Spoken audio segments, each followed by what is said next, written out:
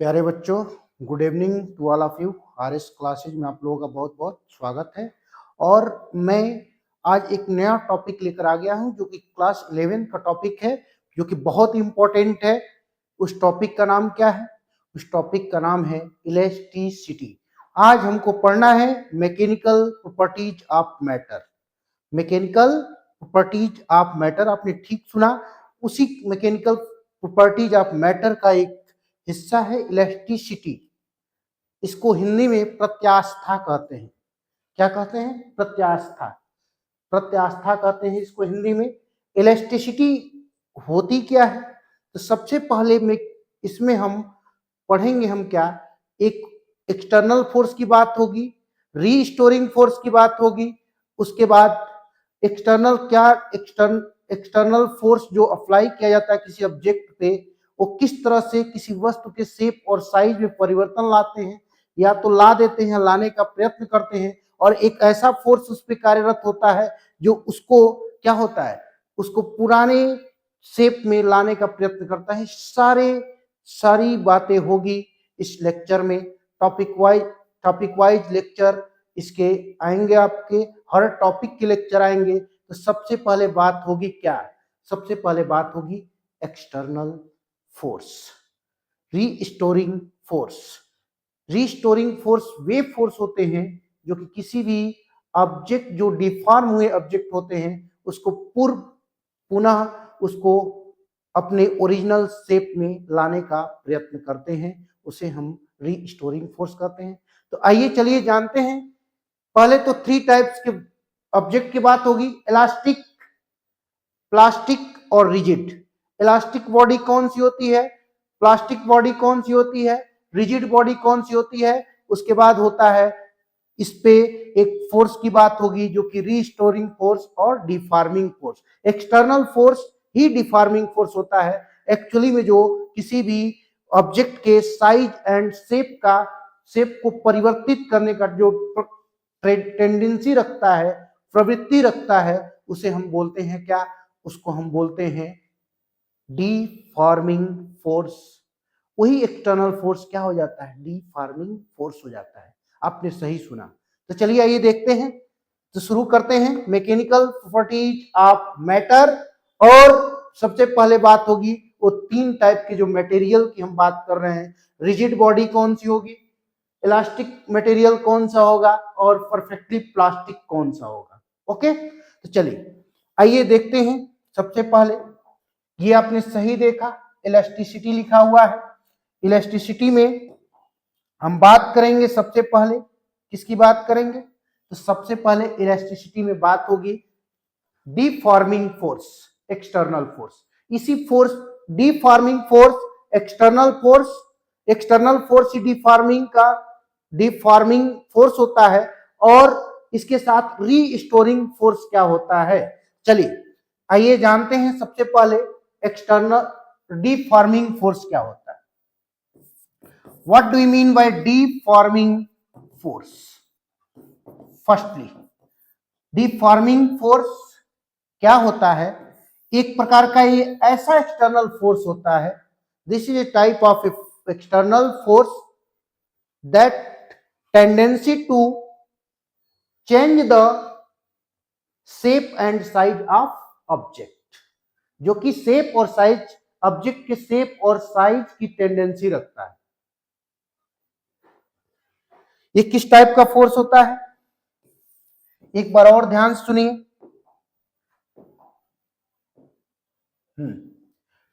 External deforming force, what do you mean bye deforming force? अभी इसका हिंदी नहीं पता है, आप लोग ढूंढ लेंगे हिंदी क्या होता है, हमको नहीं पता है। डिफॉर्म मतलब this is a type of force, this is A external force that tendency to change the shape and size of object। जैसे कि एक प्रकार का ऐसा टेंडेंसी जो कि किसी ऑब्जेक्ट के साइज को क्या कर दे, किसी ऑब्जेक्ट के साइज को चेंज कर दे, उसे हम डिफॉर्मिंग फोर्स कहते हैं। डिफॉर्म मतलब एक फॉर्म में है उसको उसके फॉर्म को बदल देना, इसको डिफॉर्म बोलते हैं। आपने सही सुना। जैसे देखिए पेन है, एक प्लास्टिक का पेन है, इसको हम इस पे कुछ फोर्स एक्सर्ट कर रहे हैं, तो देखिए ये ऐसा फोर्स है, एक प्रकार का ऐसा फोर्स जो इसके स्वरूप को चेंज कर रहा है, इसके स्वरूप को चेंज कर रहा है, लेकिन जो हम हटा रहे हैं वो अपने ओरिजिनल शेप में आ जा रहा है। तो एक तो डिफॉर्म करने वाला फोर्स हो गया, लेकिन एक ओरिजिनल शेप में जो ला रहा है फोर्स, वो भी एक प्रकार का फोर्स होता है, उसी को बोलते हैं रीस्टोरिंग फोर्स। तो डिफॉर्मिंग फोर्स क्या होता है? This is A external force, this is A external force, external force, this is external force that have tendency to change the shape and size of an object। क्या होता है? जो किसी एक प्रकार की यह क्या है? एक्सटर्नल फोर्स है, दैट हैव टेंडेंसी, इसके पास क्या होती है? इसके पास एक टेंडेंसी होती है to change the shape and size of an object. कई बुक में अलग अलग तरीके से डेफिनेशन दिए हुए हैं, इससे घबराने वाली बात नहीं है। This is deforming force, this is a type of external force that have tendency to change the shape and size of an object। such type of force is known as deforming force। इस प्रकार के force को क्या कहते हैं? Deforming force. Deforming force जो किसी भी ऑब्जेक्ट के स्वरूप को चेंज कर दे, जो किसी भी ऑब्जेक्ट के स्वरूप को चेंज कर दे, यानी कि शेप और साइज को चेंज कर दे, उसको हम बोलते हैं डिफॉर्मिंग फोर्स। डिफॉर्मिंग फोर्स एक प्रकार का एक्सटर्नल फोर्स होता है, बाह्य बल होता है, जो कि किसी भी ऑब्जेक्ट के शेप और साइज को परिवर्तित करने का टेंडेंसी रखता है। That have tendency to change the shape and size of an object. Okay, हमें उम्मीद है कि ये टॉपिक आपको समझ में आ गई होगी। जैसे कि अभी हमने देखा इसको देखा, इस पे कुछ एक्सटर्नल फोर्स हमने अप्लाई किया, तो इसका जो शेप है वो चेंज हो रहा है। शेप क्या हो रहा है? चेंज हो रहा है, लेकिन शेप और साइज चेंज हो रहा है, लेकिन जो इसको हटा रहे हैं तो ये अपने ओरिजिनल शेप में आ जा रहा है। तो इस प्रकार के जो फोर्स होते हैं वो कौन से फोर्स होते हैं? एक कौन सा फोर्स है? Deforming force. और जो इसको रीगेन कर रहा है, मतलब पुनः इसको ओरिजिनल शेप और साइज मिला दे रहा है, जब पुनः ओरिजिनल शेप और साइज मिला दे रहा है, उस फोर्स को बोलते हैं रीस्टोरिंग फोर्स।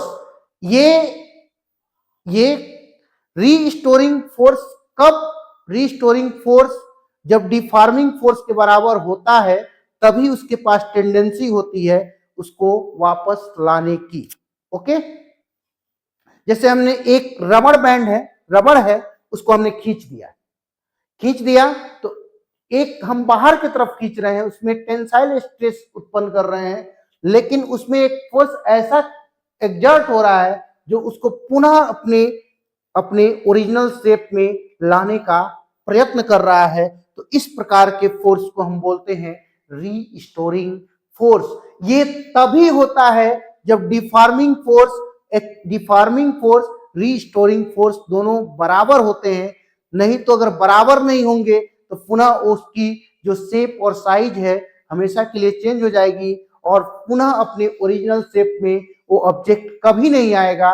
इस प्रकार के हम फोर्स को रीस्टोरिंग फोर्स कहते हैं। आपने सही सुना कि रीस्टोरिंग फोर्स क्या होता है। थोड़ा कलरफुल ले लें, एक बार और देखते हैं ये क्या होता है। एक बार और लिख लीजिए, थोड़ा बढ़िया से इसको लिखिए।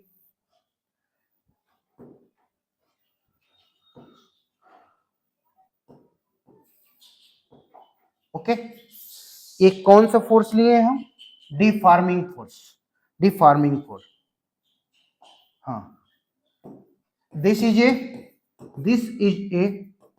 या इट इज ए, इट ले लें, इट का प्रयोग कर लें यहाँ पर। It is A external force that have tendency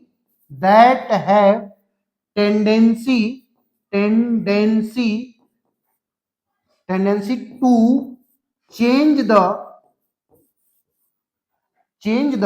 shape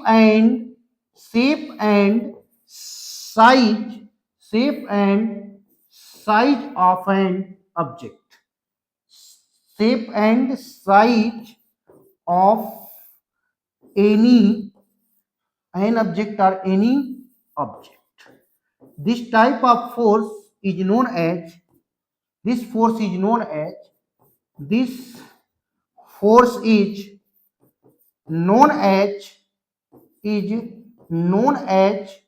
deforming force, deforming force. Okay, ये कौन सा फोर्स है? Deforming force. सर आपने रिस्टोरिंग फोर्स नहीं बताया। जो वस्तु डिफॉर्म हुई है उस पर एक प्रकार का ऐसा फोर्स जो उसको पुनः क्या कर दे, ओरिजिनल शेप और साइज में ला दे। तो restoring force, it is a force that have tendency to regain its original shape, size and object after applying any deforming force. Okay, तो देखिए एक बार और, it is external force that have tendency है, क्या है? टेंडेंसी है, spelling गलत लिख दी है, कहीं कहीं मिस्टेक हो जाता है हमसे भी। It is an external force that have tendency to change the shape and size of any object. This type of force is known as deforming force. Okay, तो डिफॉर्मिंग फोर्स रहा। ये डिफॉर्मिंग फोर्स क्या होता है? यह एक प्रकार का एक्सटर्नल फोर्स ही होता है जो किसी भी ऑब्जेक्ट के शेप और साइज को बदलने का प्रयत्न करता है। ओके, अब बात करेंगे रीस्टोरिंग फोर्स की, और उसके बाद बात होगी rigid body, plastic body and elastic body. और इस चैप्टर का नाम है इलास्टिसिटी। इलास्टिसिटी क्या होती है, इलास्टिसिटी क्या होती है, उसके बाद चर्चा होगी। पहले हम तीनों पहले रिस्टोरिंग फोर्स के विषय में जान लें, उसके बाद रिजिड बॉडी के विषय में जान लें, उसके बाद इलास्टिक और plastic. After that will start the elasticity. What is elastic limit, ये इसकी भी चर्चा होगी। स्ट्रेस की चर्चा होगी, स्ट्रेन की चर्चा होगी। How many types of strain and Young's modulus, bulk modulus, shearing modulus, इस सब की चर्चा होगी। वॉल्यूम, हाँ, ये सब चर्चा होगी आज के लेक्चर में बस। अब उसके बाद देखिए रीस्टोरिंग फोर्स क्या होता है। What do you mean bye restoring force? Restoring force के बाद हम आपको बताएंगे क्या रिजिड बॉडी क्या होता है, इलास्टिक बॉडी क्या होता है, और परफेक्टली प्लास्टिक बॉडी क्या होते हैं। ओके, तो now listen me. Restoring force, what do you mean bye restoring force? Restoring force क्या होता है बच्चों? रिस्टोरिंग फोर्स क्या होता है? सपोज दैट आपने रबड़ देखा होगा। जब रबड़ को हम एक्सटर्नल फोर्स अप्लाई करके, लॉन्गिट्यूडिनल फोर्स जब उस पर अप्लाई कर देते हैं तो क्या होता है, कुछ हद तक खींचने के बाद उसको जब छोड़ते हैं तो पुनः वो अपने ओरिजिनल शेप और साइज में चला आता है। यानी कि उसके डिफॉर्मिंग फोर्स के बराबर एक प्रकार का ऐसा फोर्स कार्य कर रहा है उस सब्जेक्ट पर जो उसको पुनः उसको ओरिजिनल शेप और साइज में लाने का प्रयत्न कर रहा है। That have tendency to regain its original shape and size after removing deforming force. Okay, तो this is a type of force restoring force is defined as the restoring force is defined as the defined as the tendency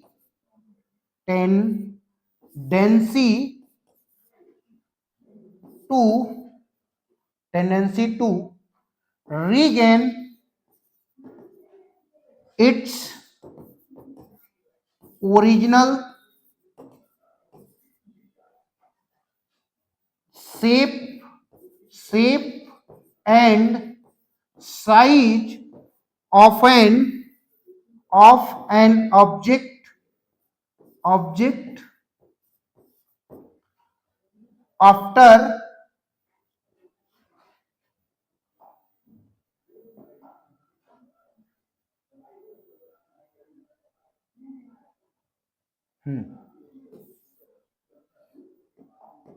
due to removing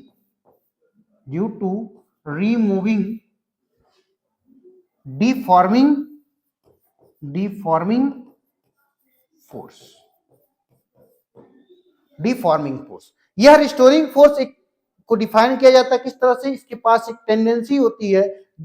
restoring force is defined as the tendency to regain its original shape and size of an object after removing the deforming force. After removing the deforming force. Okay,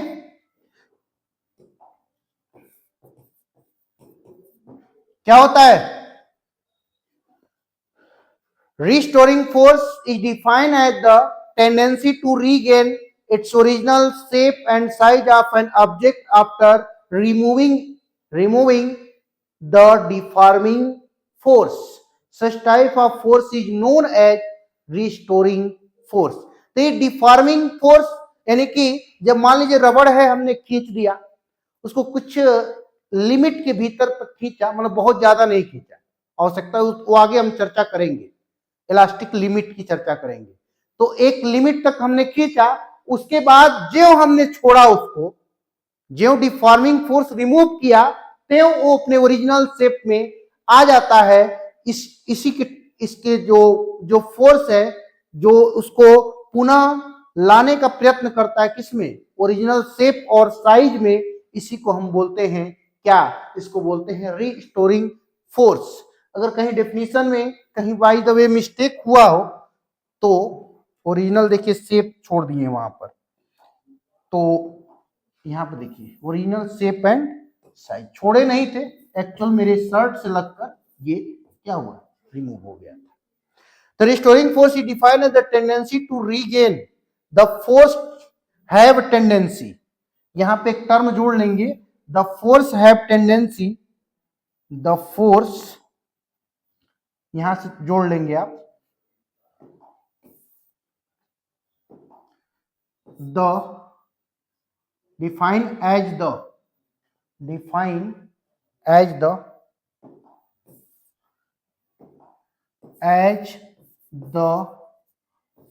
force have tendency, एक tendency प्रवृत्ति रखता है, have tendency to regain its original shape and size of an object after removing deforming force. ये आपका restoring force का definition रहा. अलग अलग बुकों में अलग अलग तरीके से दिया होगा, हमें उससे बहस नहीं है, ये मेरा खुद का अपना डेफिनेशन है. Restoring force is defined as the force have tendency to regain its original shape and size of an object after removing deforming force is called restoring force. Okay, तो क्या है बेटा? ये है रिस्टोरिंग फोर्स. जैसे कि अभी हमने बार बार इसका एग्जांपल दे रहे हैं, सर आपके पास एक ही एग्जांपल, हम एक ही चीज दिखा है. देखिए एक फोर्स हमने लगाया इस पे जो इसको मोड़ दे रहा है. ये कलम क्या हो जा रही है, ये पेन क्या हो जा रही है, मोड़ दे रही. लेकिन आवश्यकता से अधिक मोड़ेंगे तो टूट जाएगी यानी कि वो लिमिट क्रॉस कर गई. एक लिमिट होता है इसका भी, जब उसको क्या होता है, ये तब तक कार्य करता है, ओरिजिनल शेप में लाता है, जब तक डिफॉर्मिंग फोर्स रिस्टोरिंग फोर्स के बराबर होता है, तभी ये ओरिजिनल शेप और साइज में आ पाता है। अन्यथा जब डिफॉर्मिंग फोर्स आवश्यकता से अधिक हम इस पे एग्जर्ट कर दें, लगा दें, ठीक है ना, अप्लाई कर दें, तो उस दौरान ये ओरिजिनल शेप में ऑब्जेक्ट नहीं आ पाता है। इसको हम बोलते हैं क्या, वही क्या हो जाता है, ओरिजिनल शेप में जब नहीं आ पाता है तो वो रिस्टोरिंग फोर्स वहां नहीं होता है, वहां पे हाईली डिफॉर्मिंग फोर्स यानी कि स्ट्रॉन्ग डिफॉर्मिंग फोर्स अप्लाई हो जाता है, जो इलास्टिक लिमिट से क्या हो जाता है, इलास्टिक लिमिट को क्रॉस कर जाता है। जब इलास्टिक लिमिट क्रॉस करता है उस दौरान बच्चों, जब इलास्टिक लिमिट क्रॉस कर जाता है तो डिफॉर्मिंग फोर्स हाई हो जाता है, उसके बाद स्ट्रांग हो जाता है और रिस्टोरिंग फोर्स वीक हो जाता है। जिसके पास कोई टेंडेंसी नहीं होती उसको ओरिजिनल शेप और साइज में लाने के लिए, तो इस प्रकार के हम फोर्स को बोलते हैं restoring force. Restoring force is equal to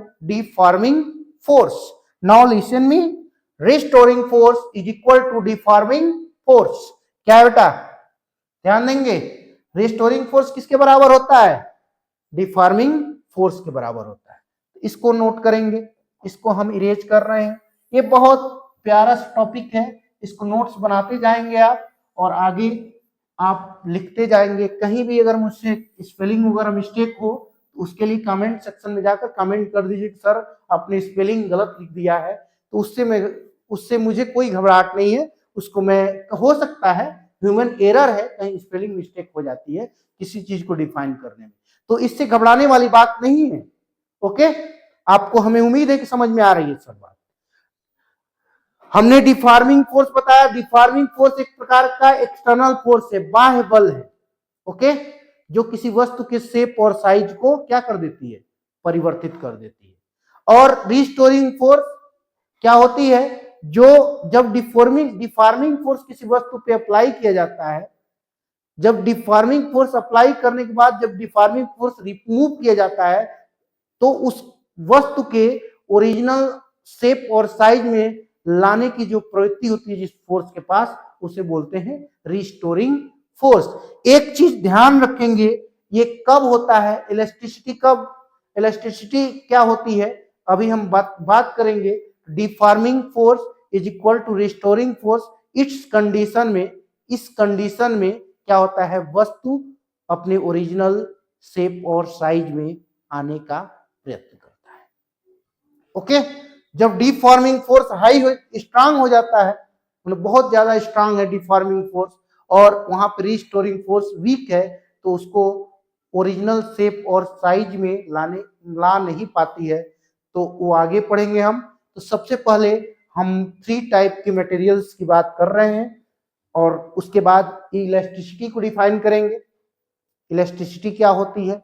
okay, उसके बाद स्ट्रेस डिफाइन करेंगे, तो इलास्टिक बॉडीज क्या होती है। चलिए बहुत शॉर्ट में हम समझने की कोशिश करेंगे, इलास्टिक क्या होती है, प्लास्टिक क्या होती है, रिजिड बॉडी क्या होती है। Plastic,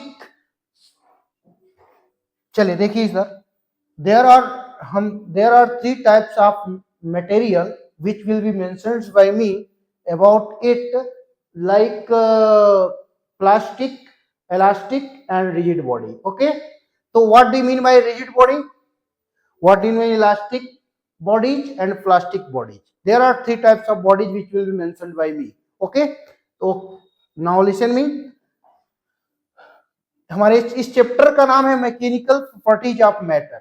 mechanical properties of matter क्या है sir, mechanical properties of matter. Okay, आपने सही सुना। देखिए बहुत ही इंपॉर्टेंट ये लेक्चर है, और इसके बाद हम पढ़ेंगे इस इलास्टिसिटी जब पढ़ लेंगे पूरा, उसके बाद हम पढ़ेंगे एक फ्लूइड प्रेशर। ओके, मतलब लिक्विड का फ्लूइड प्रेशर, तरल दाब पढ़ेंगे, ठीक है, फ्लूइड से रिलेटेड चैप्टर पढ़ेंगे, और उसके बाद पढ़ेंगे गैसियस स्टेट, उसमें हीट एंड टेम्परेचर, अब लगातार ये सिलसिला जारी रहेगी पूरे मंथ भर। 11th का भी लेक्चर आएगा, 12th का भी लेक्चर आएगा और मैथ 11th 12th फिजिक्स और मैथ, ओके 9th 10th का भी आएगा। तो इससे घबराने वाली बात नहीं है। फिलहाल आगे देखिए, प्लास्टिक क्या होता है, इलास्टिक क्या होता है और रिजिड क्या होता है। Suppose that we have applied a external force on a body that have not after applying this force the shape and size does not change. The shape and size does not change after after applying any external force. Such types of material is known as rigid body. Okay, now listen me once again. लिख देते हैं, कोई दिक्कत नहीं है। Rigid body क्या होता है, प्लास्टिक क्या होता है, इलास्टिक क्या होता है। पहली बात, रिजिड वे बॉडी होते हैं जिसके शेप साइज परिवर्तन नहीं होते, जिसके शेप साइज परिवर्तन नहीं होते। एक मोटा सा जैसे बोट ले, लकड़ी ले, उसको हम अपने हाथ से अगर उसको शेप को चेंज करने की कोशिश करें, कितना हो फोर्स लगाएं, तो क्या वो चेंज होगा? नहीं चेंज होगा। ये दीवार जो दिख रहा है, इसको कितना हो हम फोर्स लगाएं तो क्या ये चेंज होगा? अपनी जगह से थोड़ा भी टसमस नहीं होगा, इधर उधर नहीं होगा। इसको बोलते हैं rigid body. If any external force applied on a body, the shape and size of an body does not change. This types of body is known as rigid body. Okay, तो देखिए रिजिड बॉडी क्या होता है। Now listen me, rigid body, what do you mean bye rigid body? Rigid body, sir आप तो अंग्रेज बनते जा रहे हैं। नहीं बेटा, अंग्रेज नहीं। देखिए रिजिड बॉडी क्या होता है। If any external force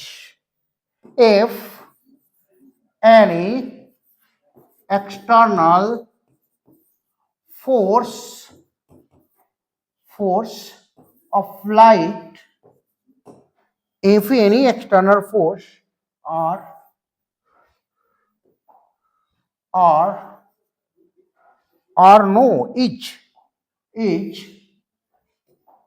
is applied on a body or substance or material,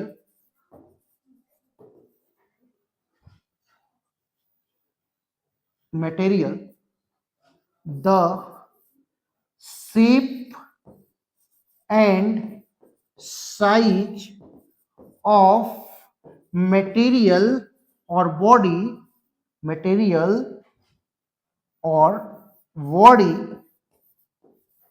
does not change. Such type of body is known as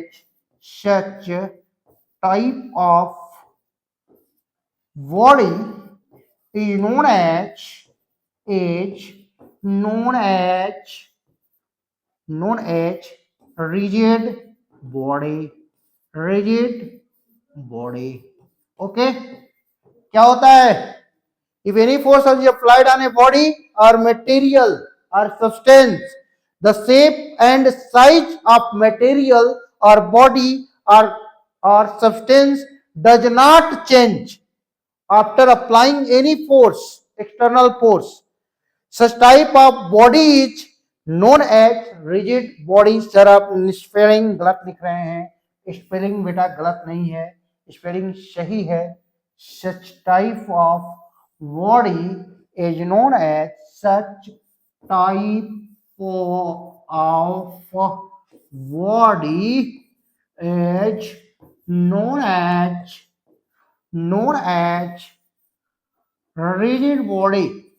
rigid body.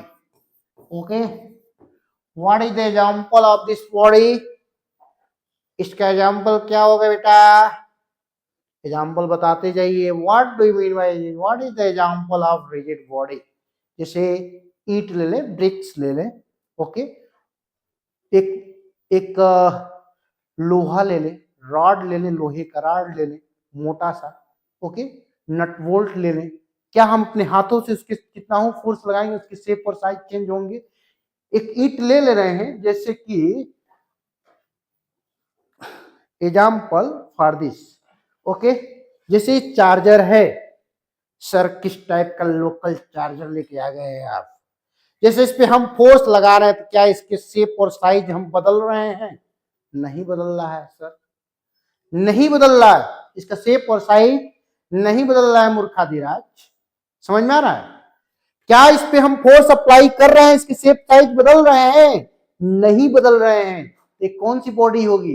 Rigid body. लेकिन इसको खींचेंगे बहुत आवश्यकता से अधिक खींच दिए तो ये क्या हो जाएगा? डिफॉर्म हो जाएगा। ये कौन सी बॉडी होगी? ये होगी आपकी प्लास्टिक। प्लास्टिक जिसका ये अपने ओरिजिनल शेप और साइज में कभी भी, इस पे क्या होता है, शेप और साइज बदलता है। After removing deforming force the body never come back its original shape and size. Such type of material is known as plastic. तो रिजिड आपने सीखा, अब सीखेंगे प्लास्टिक क्या होता है। जैसे क्ले और पॉलिथीन आता है, पॉलिथीन को खींच दो, देखो वो अपने ओरिजिनल शेप में जाएगा? ना बबुआ, नहीं। क्यों नहीं जाएगा? क्योंकि वो कौन सा ऑब्जेक्ट है? Plastic material. कौन सा मटेरियल है? Plastic material. तो आइए जानने की कोशिश करते हैं। इसके एग्जाम्पल हो गए, क्या क्या एग्जाम्पल दे सकते हो बेटा? जैसे कि लकड़ी, ईंट, एक बहुत बड़ा रॉड, ओके, उसके शेप और साइज, जैसे कि रेल की पटरिया हो गई, क्या उस पे ट्रेनें दौड़ती हैं, उसके शेप साइज बदलते हैं, इतनी वेट लेके जाती है उस पे। अगर शेप साइज बदलता तो क्या होता है? ट्रेन का एक्सीडेंट हो जाता है। ओके, तो लोहा हो गया, आयरन हो गया, ब्रिक्स हो गए, मोटी मोटी लकड़ियां हो गई। पतली लकड़ी डाल को तो आप ऐसे खींच के मोड़ सकते हो, लेकिन मोटा एक डाल है, उसको क्या तुम उसके शेप साइज को अपने हाथ से बदल सकते हो? ना, नहीं बदल सकते। ओके, तो हो गया रिजिड बॉडी। एग्जाम्पल तो हमने बहुते दे दिया। जैसे कि एग्जाम्पल क्या हो, अरे बाप रे, तो डांस कर रहा है जी। ओके, एग्जाम्पल क्या हो गया? एग्जाम्पल हो गया आपकी वुड, मोटा वुड हो गया, लकड़ी हो गया। ओके, ब्रिक्स हो गया, BRICK, यस, ब्रिक्स हो गया, आयरन हो गया।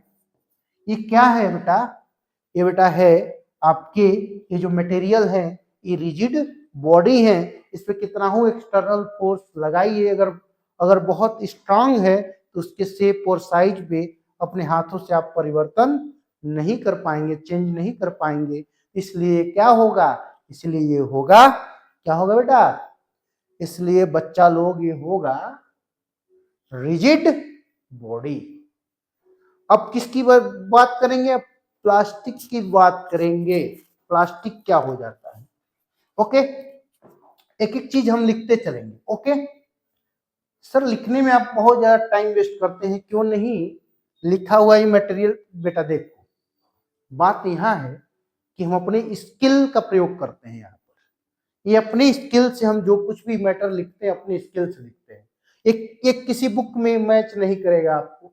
पहली बात, फिजिक्स रटने वाली सब्जेक्ट नहीं होती है, उसमें अपना अपना कॉन्सेप्ट यूज करना होता है, तो ही हम अपनी कॉन्सेप्ट यूज करते हैं।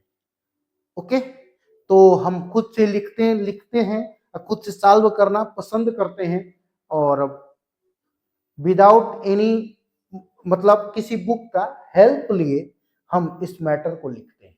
ये किसी बुक में आप इस मैटर को, हो सकता है कुछ शब्द मिल जाए लेकिन सेंटेंस नहीं मिलेंगे, क्योंकि ये अपना मेरा लॉजिक है। ओके, तो इसको ध्यान से देखेंगे। अब बात होगी किसकी? अब बात होगी plastic. What do you mean bye plastic? Plastic की बात होगी, बात होगी इलास्टिक, इलास्टिक की बात होगी। उसके बाद इलास्टिक से इलास्टिसिटी की बात होगी, इलास्टिसिटी में इलास्टिक लिमिट की बात होगी। ओके, तो ये आपका हम इरेज करने जा रहे हैं। देखिए इरेज हो गया। किसकी बात होगी बेटा?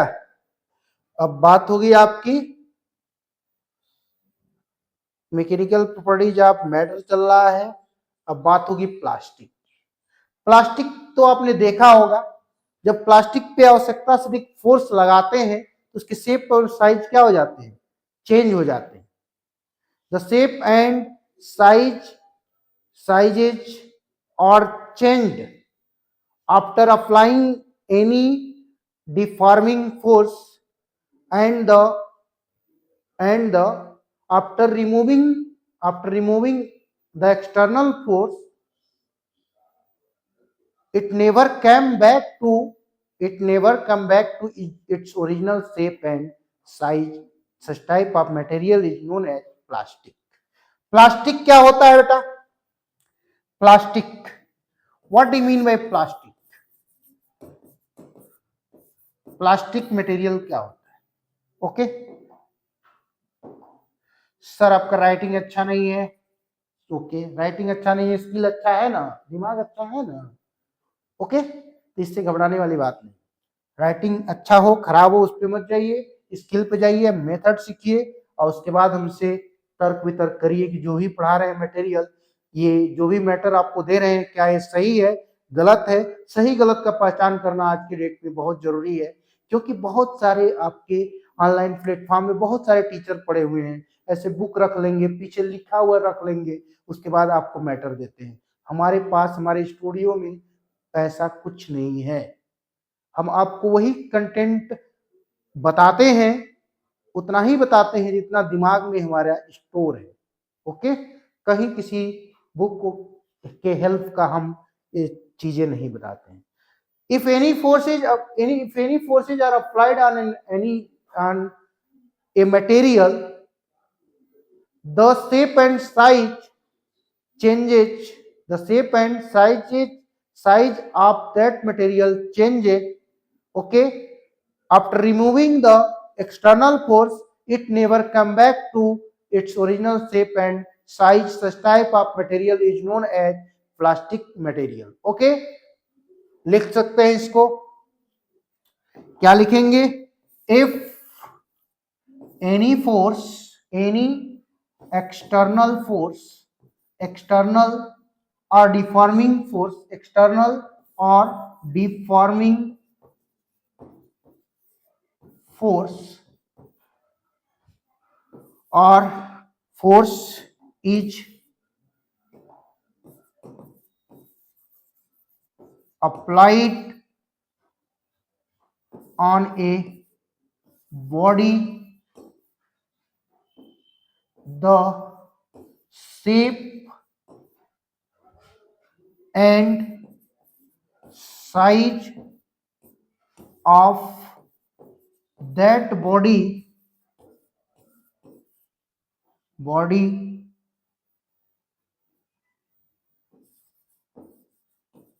changes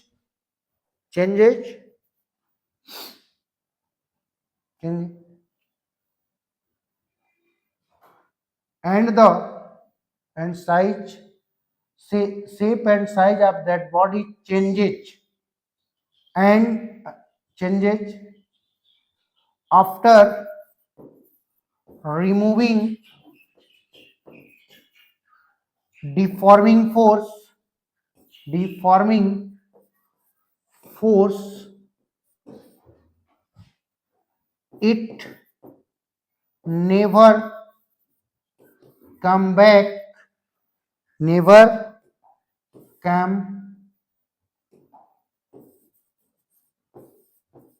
back to their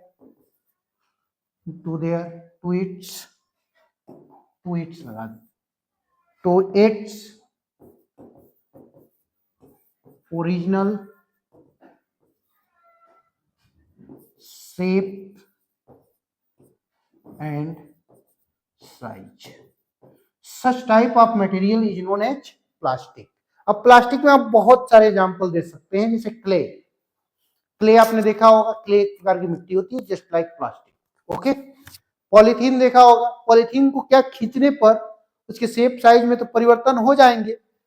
the shape and size of that body changes then changes. After removing deforming force, it never came back to its original shape and size. Such type of material is known as plastic. क्या होगा? इस प्रकार के material को plastic बोलते हैं. क्या बोलते हैं? प्लास्टिक. ओके, क्या बोलते हैं बेटा? प्लास्टिक मटेरियल बोलते हैं. ओके, पॉलिथीन का एग्जांपल दे दिया, क्ले का एग्जांपल दे दिया. अब सर आगे आइए. इसमें मतलब जब एक्सटर्नल फोर्स अप्लाई करेंगे इसके ओरिजिन, इसके शेप और साइज क्या होंगे? और निश्चित रूप से इसको आवश्यकता से अधिक खींच दें तो ये देखिए इसके इसके ये डिफॉर्म हो जाएगा और ये अपने ओरिजिनल शेप और साइज में नहीं आएगा. इस प्रकार के मटेरियल को बोलते हैं प्लास्टिक मटेरियल. लेकिन ओके, प्लास्टिक मटेरियल वे मटेरियल होते हैं जिसपे एक्सटर्नल फोर्स अप्लाई करने पर क्या होते हैं?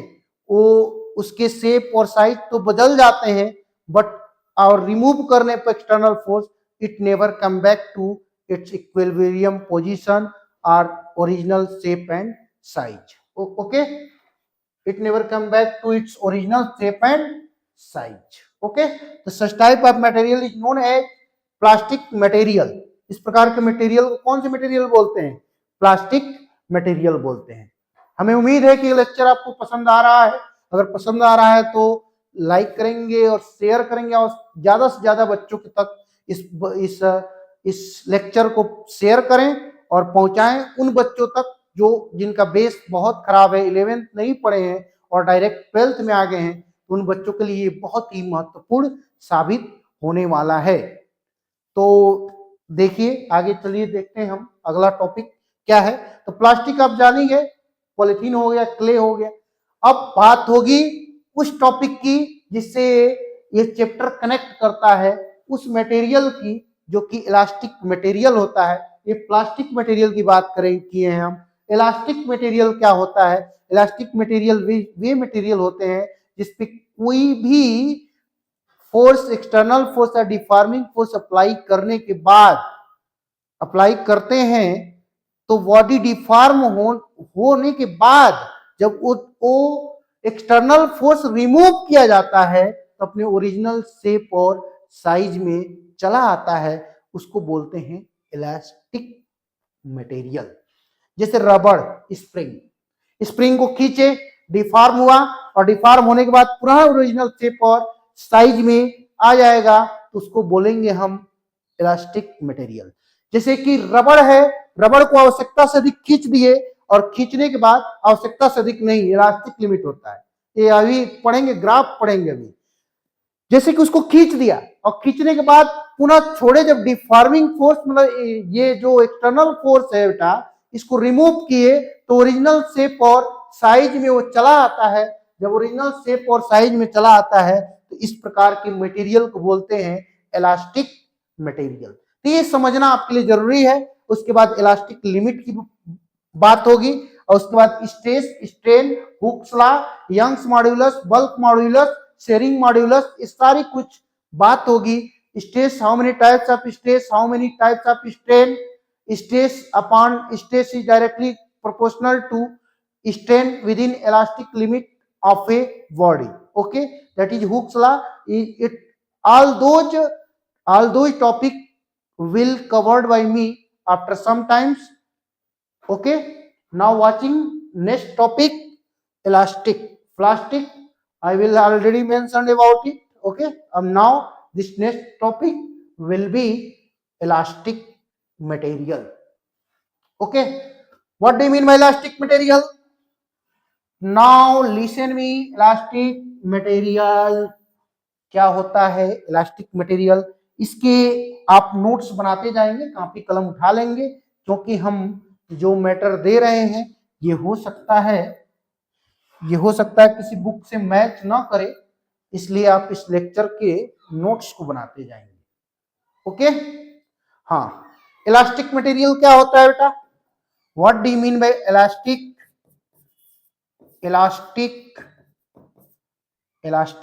मटेरियल? चाहे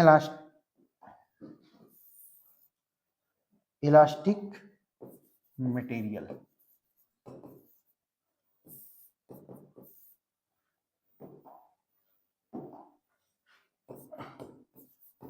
if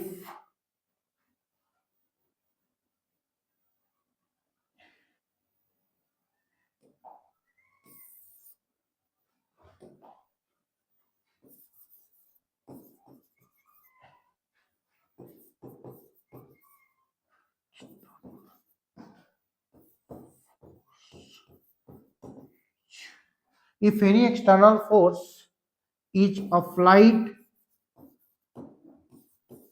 on a body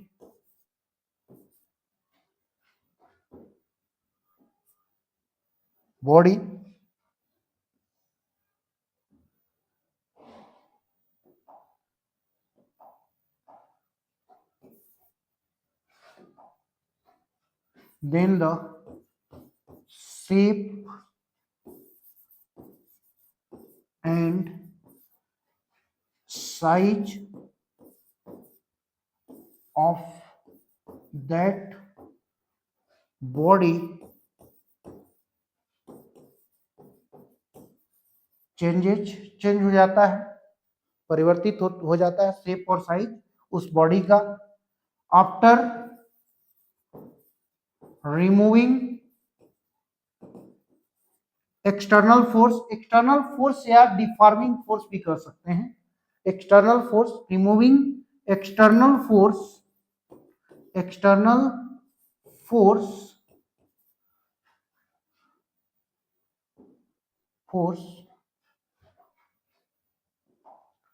it come back to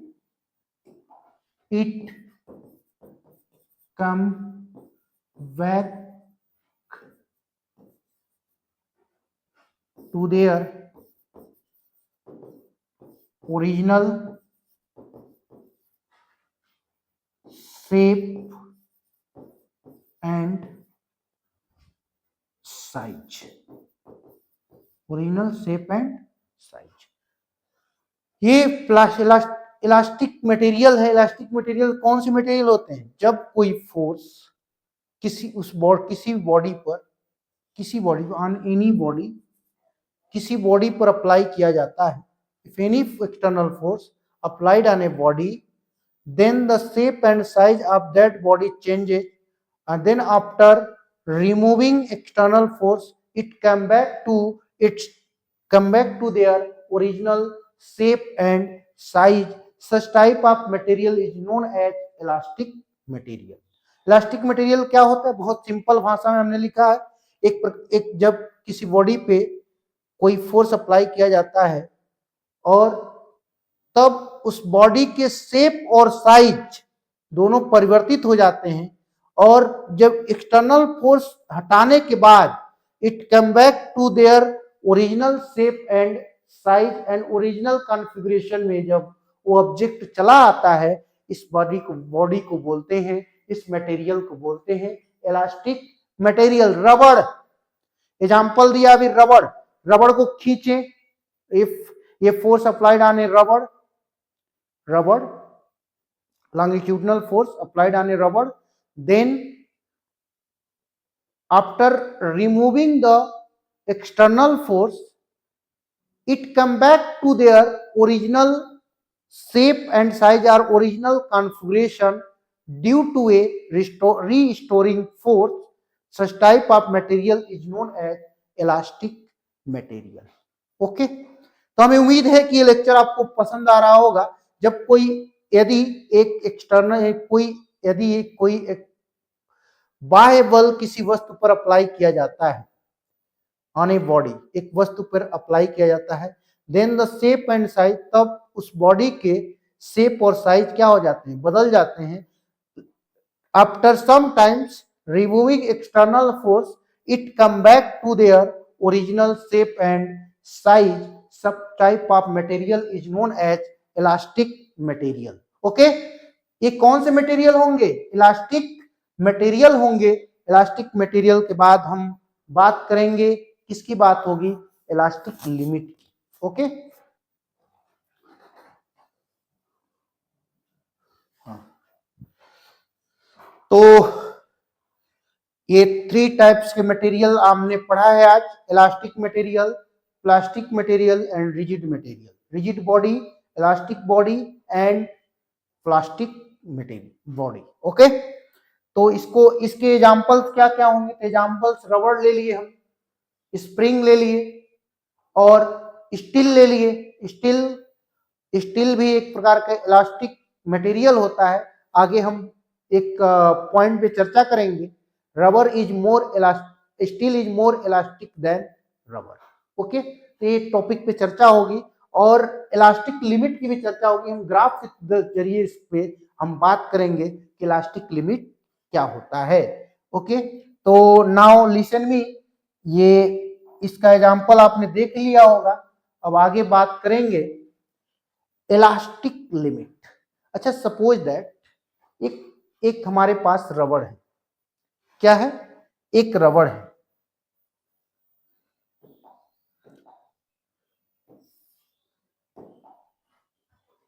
एक रबड़ है, वो एक जगह से बंधा हुआ है।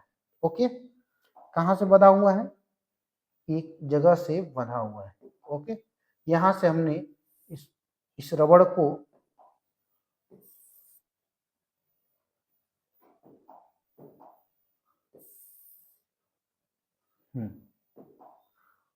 जैसे एक रबड़ है हमारे पास,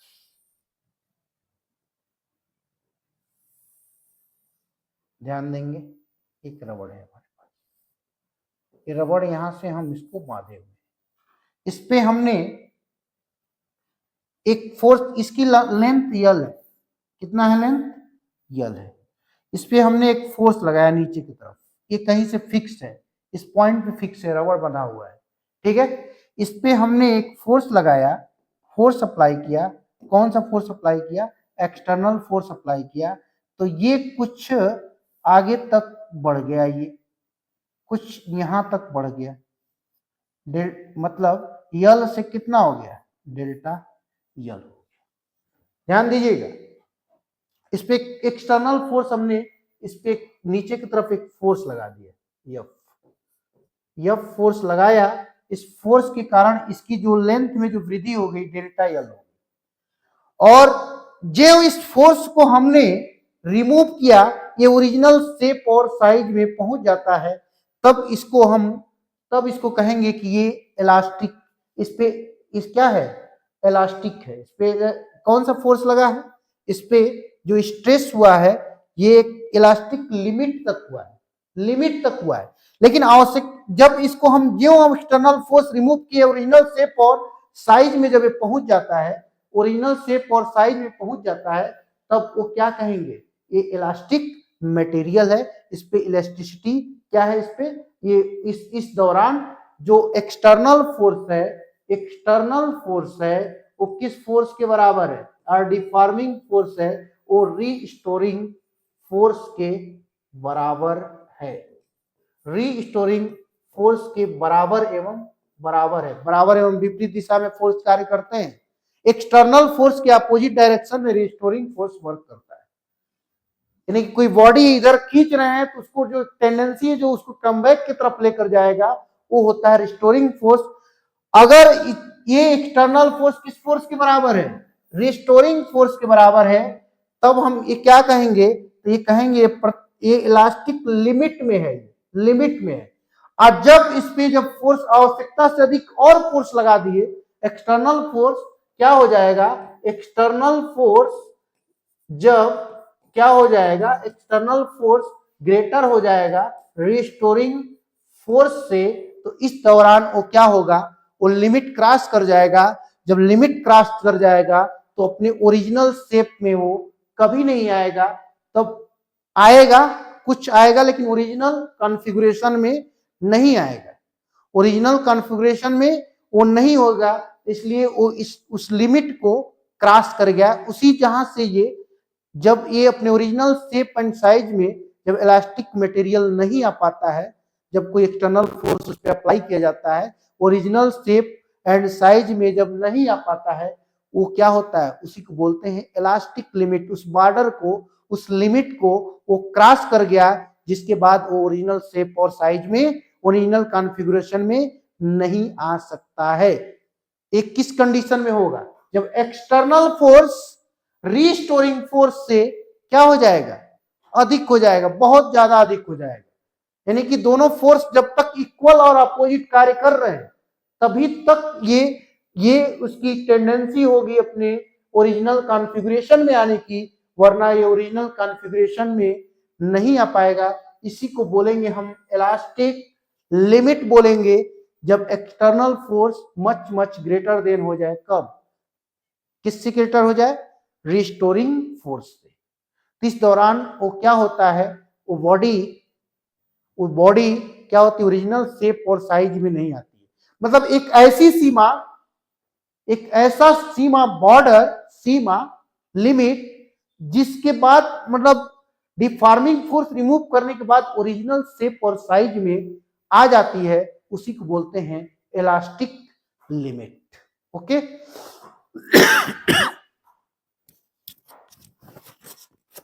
थोड़ा 2 मिनट के लिए ब्रेक, उसके बाद फिर मिलते हैं हम।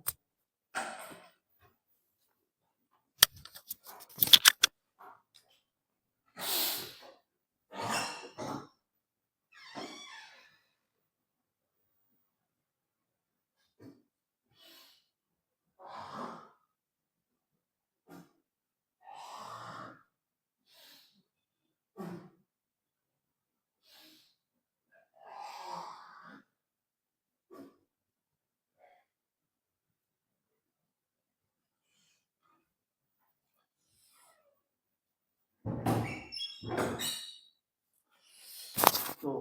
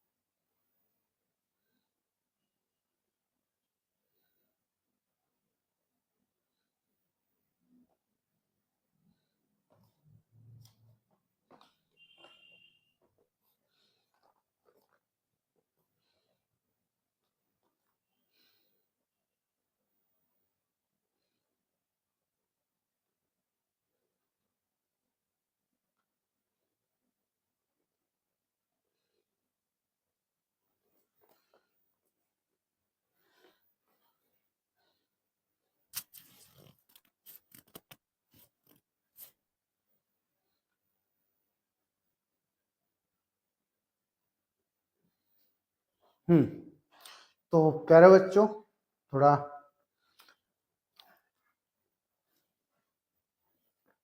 गले में थोड़ा दिक्कत आ गई थी, इस वजह से मैंने 2 मिनट के लिए ब्रेक लिया। तो घबराने वाली बात नहीं है, हम पुनः आ गए हैं उसी शेप और साइज में, उसी कॉन्फ़िगरेशन में जो पढ़ रहे हैं। ओके,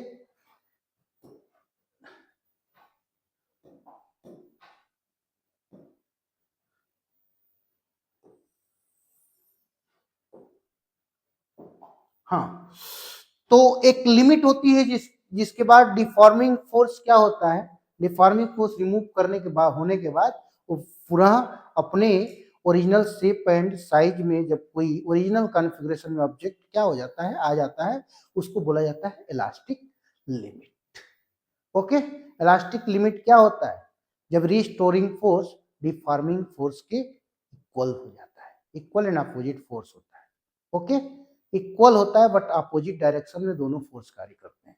जैसे कि कोई रबड़ खींच रहे हैं इधर की तरफ, तो डिफॉर्मिंग फोर्स इधर की तरफ लग रहा है, लेकिन रिस्टोरिंग फोर्स इसके जस्ट अपोजिट लग रहा है। तो जब ये दोनों बराबर होंगे, इक्वल होंगे, जहां से ओरिजिनल शेप और साइज में वस्तु आ जाती है, जिस सीमा से, जिस लिमिट से, उसी को बोलते हैं इलास्टिक लिमिट। और जब आवश्यकता से अधिक मोर स्ट्रॉन्गर फोर्स, मतलब much more stronger force apply किया जाता है, बहुत ज्यादा स्ट्रॉन्गर फोर्स अप्लाई कर देते हैं, तो क्या होता है, उस इलास्टिक लिमिट को जब वस्तु क्रॉस कर जाती है, ओके, तो अपने ओरिजिनल कॉन्फ़िगरेशन में नहीं आ पाती है, ओरिजिनल कॉन्फ़िगरेशन में नहीं हो पाती है। उस दौरान जो एक्सटर्नल फोर्स होता है वो ग्रेटर होता है, किससे? रिस्टोरिंग फोर्स से।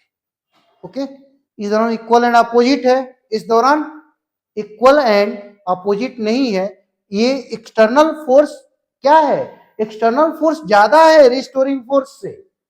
ओके, जब एक्सटर्नल फोर्स ज्यादा है, डिफॉर्मिंग फोर्स जब ज्यादा कार्यरत होता है, एक्टेड होता है, तो उस दौरान स्ट्रांगर होता है, much more stronger than restoring force, then then it never come back to the original shape and size of that material. Okay, तो ये तो हो गई इलास्टिक लिमिट। इस सर स्ट्रेस क्या होता है? Stress restoring force applied on a restoring force acted on a material per unit area, that is called stress। क्या होता है स्ट्रेस? क्या होता है?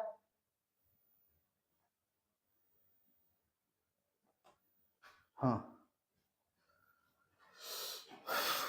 तब स्ट्रेस के बारे में जानेंगे हम। स्ट्रेस क्या होता है, स्ट्रेस कितने प्रकार का होता है?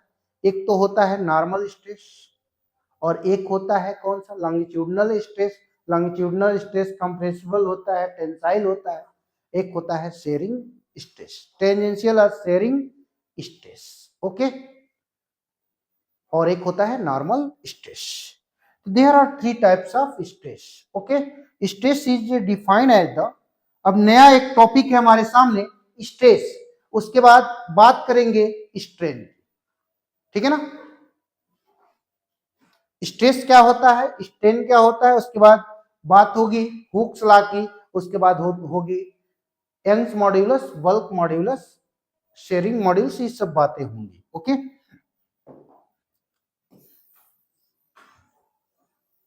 देखिए, तो उम्मीद है कि आपको क्या समझ में आ गया है, आपको समझ में आ गया है क्या, आपको समझ में आ गया है इलास्टिक लिमिट। अब बात होगी स्ट्रेस। स्ट्रेस क्या होता है? Stress, that is the most important topic before you, which will be giving detail about it. That is the most important lecture, stress. How can you define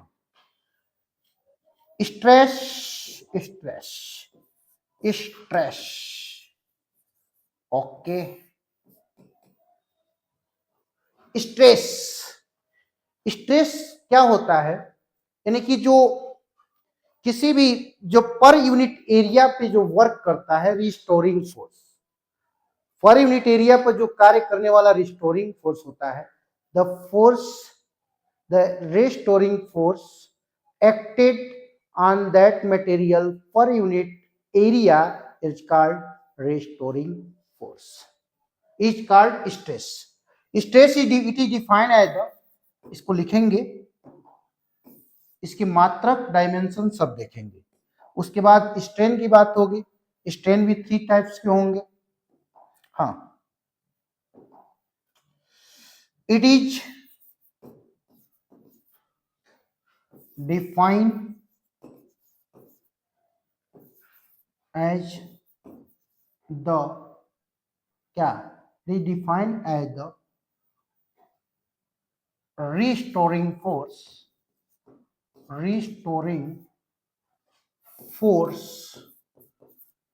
acted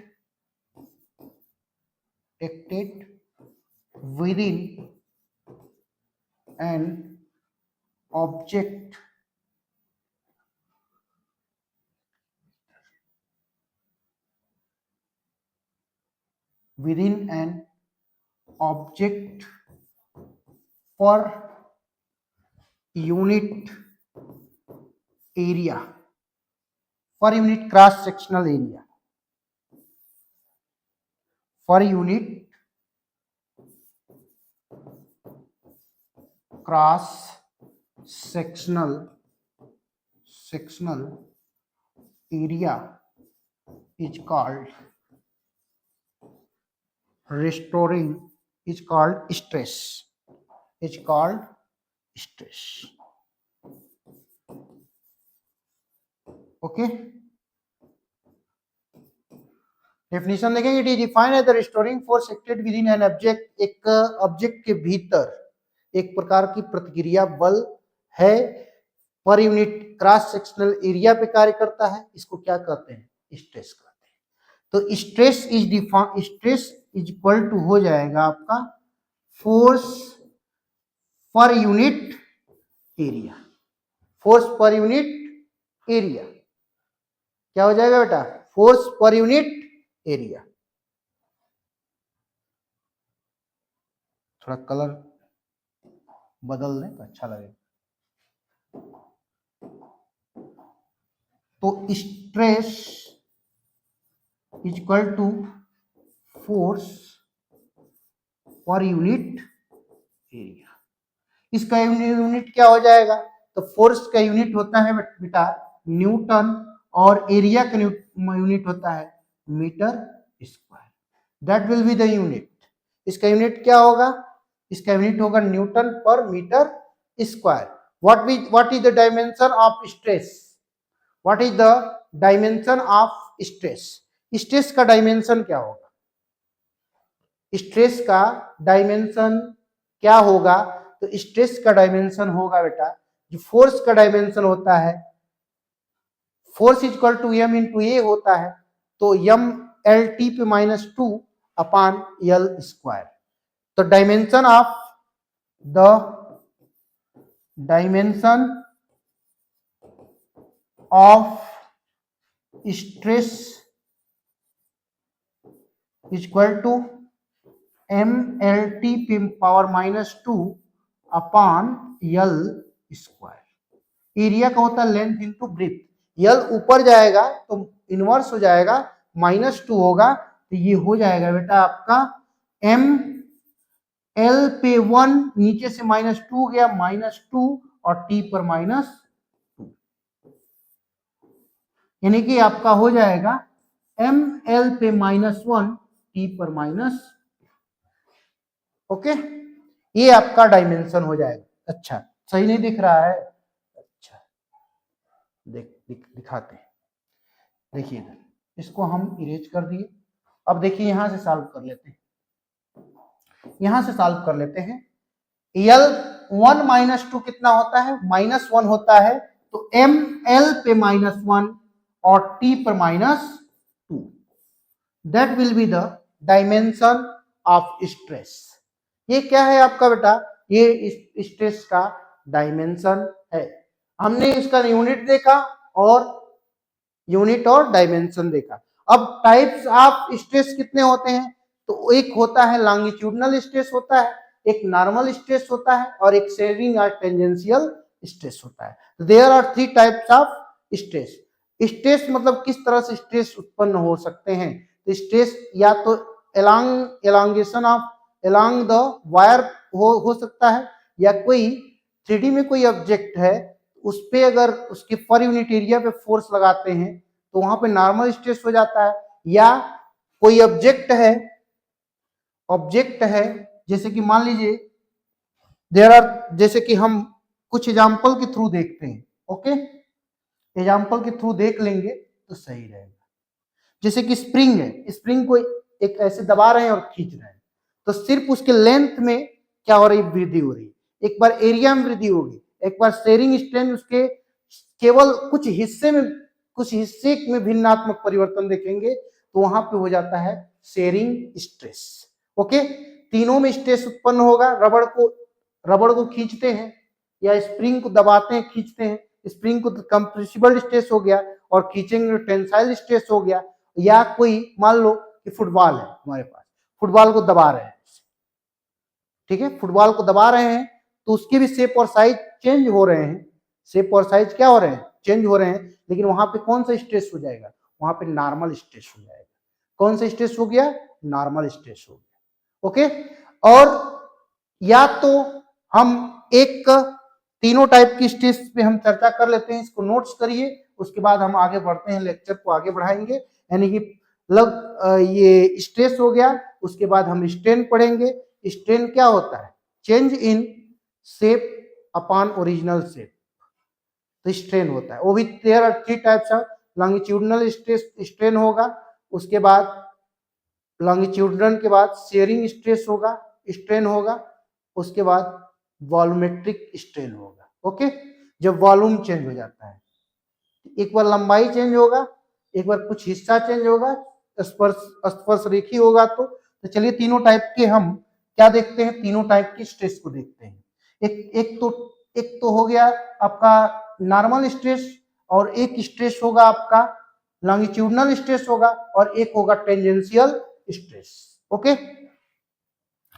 जैसे देखिए इसको erase कर रहे हैं, erase कर देना कुछ देर और, चलिए एक मिनट और टाइम दे रहे हैं, आप लोग इसको नोट कर लीजिए। उसके बाद आगे डायमेंशन में लिख दिया है न्यूटन पर मीटर स्क्वायर, इसका क्या हो जाता है न्यूटन पर मीटर स्क्वायर, इसकी क्या हो जाएगी यूनिट हो जाएगी ml इनवर्स टी पर पावर -2, इसका क्या हो जाएगा, इसका ये डायमेंशन हो जाएगा।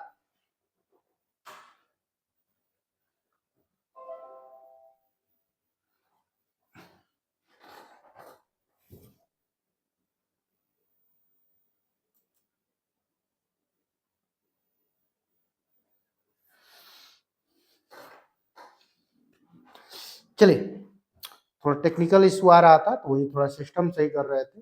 चलिए देखिए इधर, अब हमें उम्मीद है कि आप नोट कर लिए होंगे।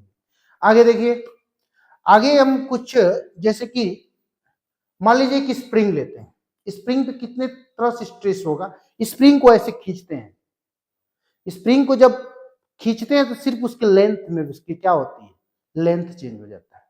क्या चेंज होता है, सिर्फ उसमें लेंथ चेंज हो रहा है, ठीक है ना, तो उसको बोलेंगे लॉन्गिट्यूडनल स्ट्रेस।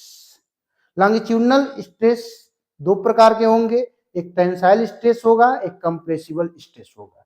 एक होता है जब मान लो कोई फुटबॉल है, उसको मैं दबा रहा हूं फिर छोड़ रहा हूं, तो क्या हो रहा है, उसके वॉल्यूम चेंज हो रहे हैं, उसके वॉल्यूम क्या हो रहे हैं, चेंज हो रहे हैं, तो वहां पे उत्पन्न होगा नॉर्मल स्ट्रेस।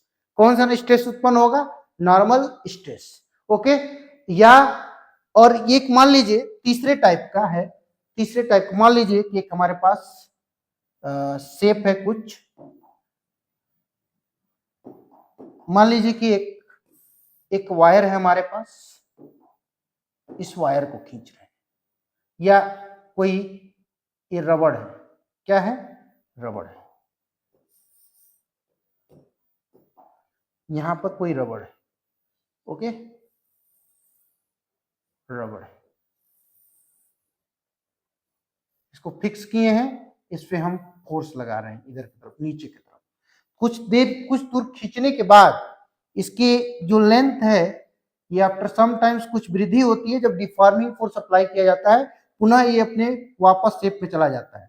या स्प्रिंग है हमारे पास, स्प्रिंग को खींच रहे हैं तब भी ओरिजिनल शेप में, उसके लेंथ में सिर्फ सिर्फ क्या हो रहा है, लेंथ में चेंजिंग हो रहा है। किसमें चेंजिंग हो रहा है, इसके भी लेंथ में चेंजिंग हो रहा है। हाँ, इसके वॉल्यूम भी, आयतन भी बदल रहे हैं, लेकिन लेंथ में भी चेंजिंग हो रहा है। तो इसमें कौन से स्ट्रेस उत्पन्न रहा है, लॉन्गिट्यूडनल स्ट्रेस, एक डायरेक्शन में इसमें बस स्ट्रेस लग रहा है।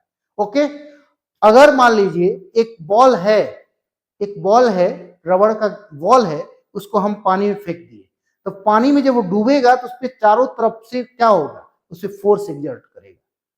जब फोर्स चारों तरफ से एग्जर्ट करेगा तो वहां पे वॉल्यूमेट्रिक स्ट्रेस उत्पन्न हो जाए, वहां पे एक नॉर्मल स्ट्रेस उत्पन्न होगा। जैसे कि मान लो कि ये तो रबड़ है या स्प्रिंग है, एक है हमारे पास मान लीजिए कि कोई वाटर टैंक है, ये वाटर टैंक है, इस वाटर टैंक में कोई क्या उत्पन्न हो जाता है,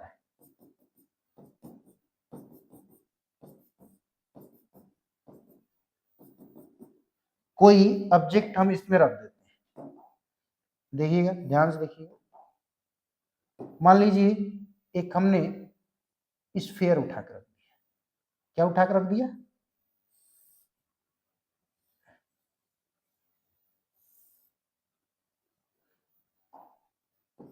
इस पे स्फीयर डाल दिया हमने, एक गेंद डाल दिया इसमें, एक गेंद डाल दिया, तो ये गेंद पे क्या होगा, चारों तरफ से इस पे क्या होगा, फोर्स एग्जर्ट होगा इस पे, तो उसके एक अंदर की तरफ से फोर्स इसको जो उसको क्या करेगा, जो हम निकालेंगे इसको, तो अंदर की तरफ से इसको ओरिजिनल शेप में क्या करेगा, लाने का प्रयत्न करेगा। तो इस दौरान प्रत्येक सरफेस पे, यहां देखिए प्रत्येक सरफेस पे यहाँ पे प्रत्येक सरफेस पे एक फोर्स कार्यरत होगा। कौन सा फोर्स कार्यरत होगा? जैसे यहाँ पर प्रत्येक जगह पे एक नॉर्मल स्ट्रेस उत्पन्न होगा। कौन सा स्ट्रेस उत्पन्न होगा? Normal stress. यहाँ पर फिर यहाँ पर कहीं भी नॉर्मल स्ट्रेस उत्पन्न होगा। ओके, अब देखिए यहां पर जो होगा नॉर्मल स्ट्रेस होगा। कौन सा स्ट्रेस होगा? नॉर्मल स्ट्रेस होगा। बेटा देखते जाना ध्यान से। तीसरा हम ले रहे हैं, एक हमारे पास सिलिंड्रिकल शेप में कुछ है, सिलिंड्रिकल शेप में कुछ है, इसको हमने एक तरफ से क्या कर दिया, एक तरह से हमने इसको फिक्स कर दिया, ठीक है ना, सिलिंड्रिकल शेप।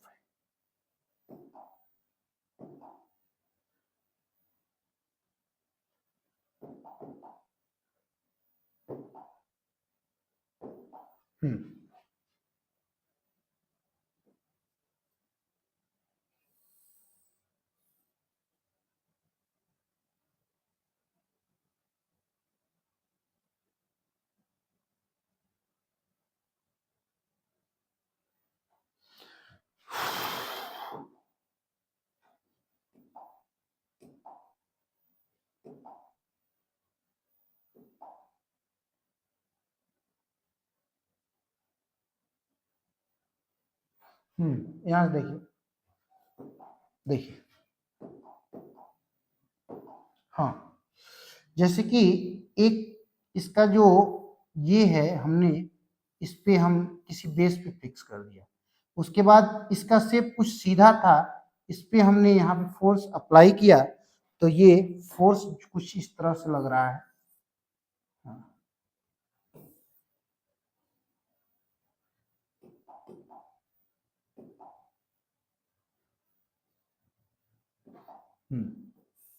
यहाँ से हमने एक फिक्स कर दिया, एक सिलेंडर है हमने फिक्स किया, सिलिंड्रिकल टाइप का मटेरियल, रबर मटेरियल हमने फिक्स कर दिया। इस पर कुछ इसका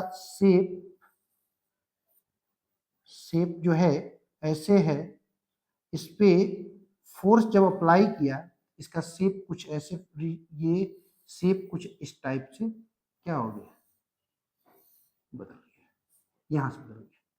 तो यहां से हमने फोर्स अप्लाई किया और ये चेंजिंग हुई, एक्स चेंजिंग हुई, थीटा एंगल से कुछ चेंजिंग हुई।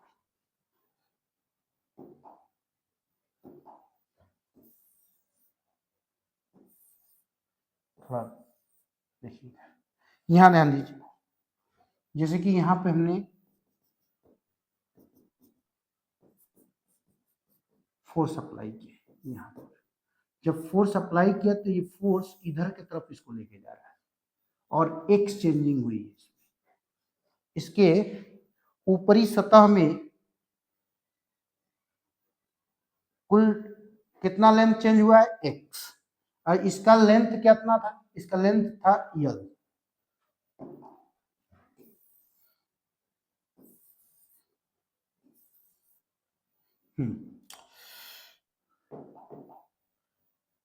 शेप हमको बनाने में, देखिए इधर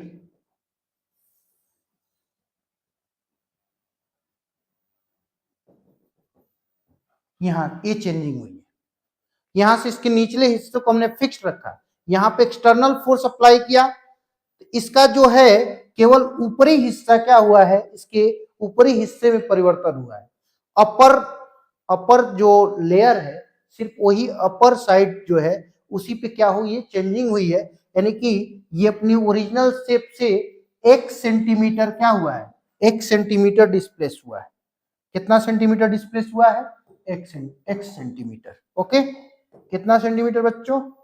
तो x सेंटीमीटर यहाँ डिस्प्लेस हुआ है। ये इसकी लेंथ कितनी है? यल है, एंगल थीटा से ये रिप्लेस हुआ है। यहाँ पर देखिए, यहाँ पे भी फोर्स जब ऐसे लगा रहे हैं हम, तो इसकी चेंजिंग किस तरह से हो रही है? सिर्फ ऊपरी वाले हिस्से में हो रही है। पुनः इसको जब हम इस पे जो फोर्स जब रिमूव करेंगे, external force and deforming force remove करेंगे, तो पुनः ये अपने ओरिजिनल शेप और साइज में आ जाएगा। इस प्रकार के जो स्ट्रेस होते हैं उसको बोलते हैं शेयरिंग स्ट्रेस। Sharing stress. इसमें फोर्स पर यूनिट एरिया होता है, यहां पर भी फोर्स पर यूनिट एरिया का वर्क करता है, यहां पर भी force per unit area work करता है। यानी कि जो हमने जो इसको फिक्स किया था सबसे पहले किस तरह से था, तो सबसे पहले बच्चों ये ऐसे था, ऐसे था, ठीक है, किस तरह से था, ऐसे था। After applying deforming force then the object of shape and size changes during after applying any external force. X centimeter displace the upper side of the cylinder. After removing the deforming force, the cylinders the shape the cylinder come back to its original shape and size or original configuration. Such types of, जब देखिए theta degree angle से इस पे सिर्फ ऊपरी हिस्से में क्या हुआ है, उसमें भिन्नात्मक परिवर्तन हुए हैं, इसको बोलते हैं हम शेयरिंग स्ट्रेस या टेंजेंशियल स्ट्रेस, इसको बोलते हैं नॉर्मल स्ट्रेस, इसको बोलते हैं लॉन्गिट्यूडनल स्ट्रेस। सिर्फ लेंथ के अलोंग जब रिस्टोरिंग फोर्स जब वर्क करता है, लेंथ के अलोंग रिस्टोरिंग फोर्स वर्क करता है, उसको लॉन्गिट्यूडनल स्ट्रेस कहते हैं। जब कोई वॉल्यूमेट्रिक कोई ऑब्जेक्ट है, उसके इंटरनल पार्ट में जब उसके हर पार्ट पे, उसके हर सरफेस पे कोई normal force, normal reaction force जब वर्क करता है तो उसको बोलते हैं नॉर्मल स्ट्रेस। और इस प्रकार के स्ट्रेस को हम बोलते हैं कौन सा, इस प्रकार के स्ट्रेस को बोलते हैं टेंजेंशियल स्ट्रेस या लॉन्गिट्यूडनल, टेंजेंशियल स्ट्रेस या शेयरिंग स्ट्रेस। जैसे कि हमने मान लो कि एक बक्सा है, एक बॉक्स है, उस बॉक्स के ऊपरी हिस्से को दबाया, सिर्फ ऊपरी हिस्से, तो एरिया में उसकी परिवर्तन हो रहा है, एरिया के अलोंग परिवर्तन हो रहा है, लेंथ इनटू ब्रीथ उसके परिवर्तन हो रहे हैं। कौन से परिवर्तन हो रहे हैं, लेंथ इनटू ब्रीथ। तो उसके थ्रू जो रिएक्शन फोर्स कार्य करेगा, वो रिएक्शन फोर्स जो होगा वो होगा नॉर्मल स्ट्रेस। कौन सा स्ट्रेस होगा, नॉर्मल स्ट्रेस। इसको लॉन्गिट्यूडनल स्ट्रेस, स्प्रिंग को दबा दें दोनों तरफ से या स्प्रिंग को खींच दें, खींचेंगे तो कौन सा स्ट्रेस उत्पन्न होगा, उसमें होगा टेंसाइल स्ट्रेस जब खींचेंगे तो, और दबाएंगे तो कंप्रेसिबल स्ट्रेस होगा।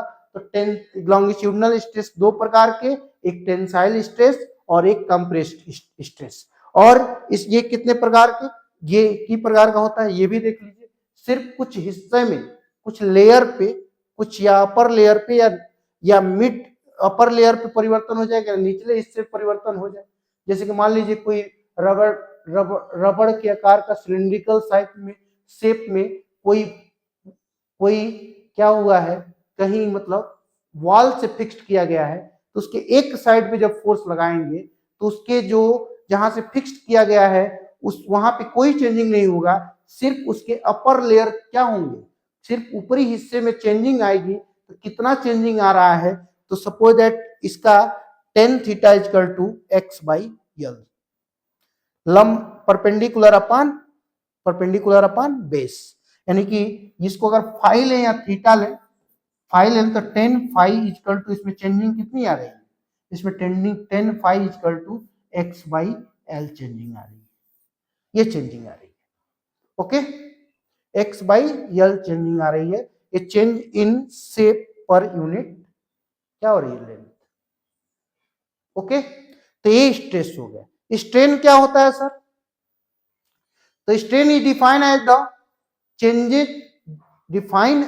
The change in original shape, change in a shape upon original shape, change in shape upon original shape, change in dimension or original dimension। तो उसको इस तरह से भी डिफाइन किया जा सकता है, change in dimension per unit original dimension. तो स्ट्रेन भी तीन प्रकार के स्ट्रेन होंगे, एक लॉन्गिट्यूडनल स्ट्रेन होगा, एक शेयरिंग स्ट्रेन होगा, एक वॉल्यूम स्ट्रेन होगा, वॉल्यूमेट्रिक स्ट्रेन होगा, ओके। तो ये होगा आपके स्ट्रेस हो गए, ओके। स्ट्रेस के बाद हम बात करेंगे सपोज दैट, चलिए इसको हम इरेज करते हैं। अपने इसमें कौन सा स्ट्रेस उत्पन्न हो रहा है, लॉन्गिट्यूडनल स्ट्रेस। ये कौन सा स्ट्रेस है, लॉन्गिट्यूडनल स्ट्रेस, इसमें नॉर्मल और इसमें शेयरिंग स्ट्रेस। कौन सा स्ट्रेस है बेटा? ये sharing stress. Okay, sharing stress, normal stress, longitudinal stress. Okay, जैसे मान लीजिए एक फुटबॉल है, उसको हमने दबा डाला, चारों तरफ से एक फुटबॉल है, चाहे कोई बॉक्स है, 3D शेप में है।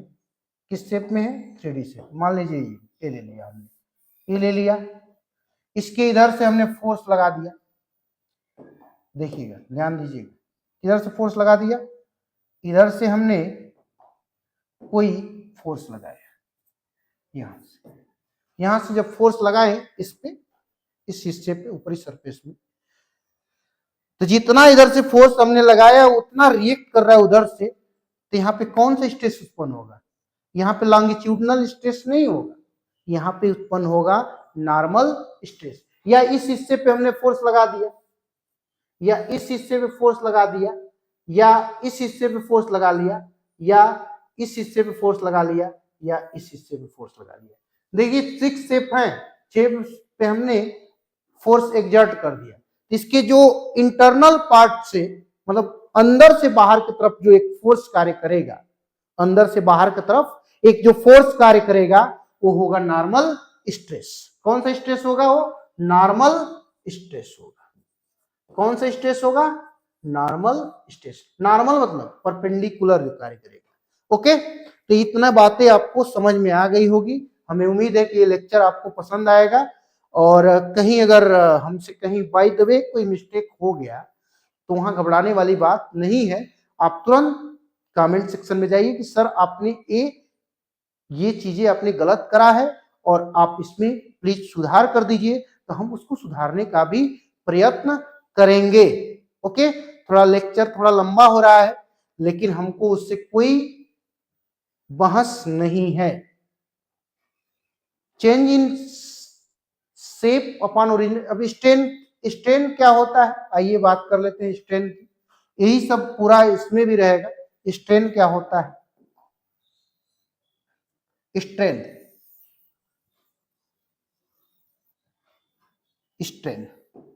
तो strain is defined as the change in dimension per unit original dimension, या change in shape per unit original shape. Strain का एक सिंपल सा डेफिनेशन है, ओरिजिनल चेंज इन शेप, जो शेप में चेंजिंग हुए, जो शेप में चेंजिंग हुए हैं, अब बटे ओरिजिनल शेप। ओके, तो strain is defined as the, कैसे डिफाइन करेंगे? Strain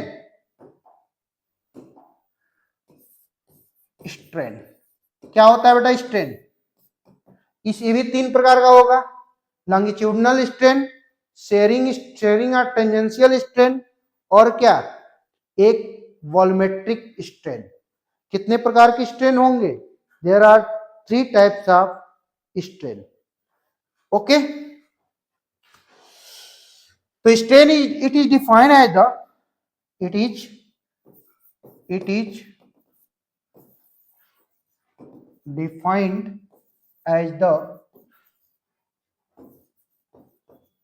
change in shape per unit original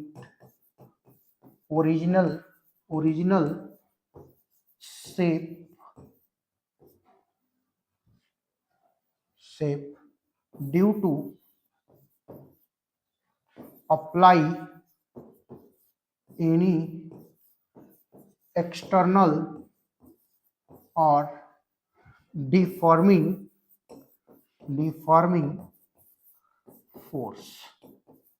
okay, क्या है? It is defined as the change in shape per unit original shape, change in dimension per unit original dimension due to apply any external or deforming force on any object. Okay, that is called strain. It is called strain. There are 3 types of strain. First, longitudinal strain. ये longitudinal strain मतलब मतलब किसी के along केवल changing हो, किसी के length में केवल चेंजिंग हो। और एक होता है शेयरिंग स्ट्रेस और शेयरिंग स्ट्रेन और टेंजेंशियल स्ट्रेन, और तीसरा होता है वॉल्यूमेट्रिक स्ट्रेन या वॉल्यूम स्ट्रेन। तो there are three types of strain will be mentioned by me in after few second with examples. Okay, so now listen me. There are three types of strain. Strain is equal to strain is equal to strain is equal to change in shape, change in shape upon original shape. That is dimensionless quantity. That is dimensionless quantity. एक बार और देख लीजिए. It is defined as a change in shape per unit original shape due to apply any external or deforming force on any object. On any object is called strain. So how can you define? The strain is equal to change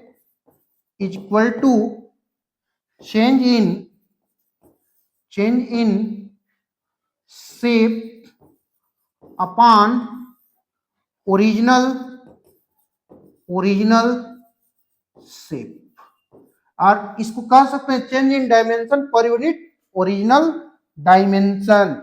इसको define कर सकते हैं बेटा, कैसे define करेंगे? Change in dimension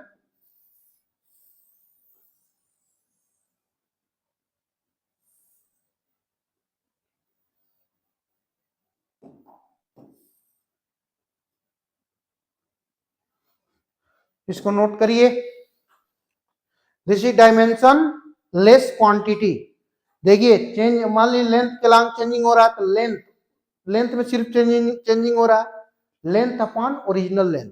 यानी कि अगर लेंथ में केवल चेंजिंग डेल्टा एल हो रहा है, सपोज दैट केवल लेंथ में चेंजिंग हो रहा है, तो डेल एल अपॉन क्या हो जाएगा? एल। इसका भी यूनिट मीटर अपॉन मीटर, ये मीटर से metre cancel, that will be the dimensionless quantity.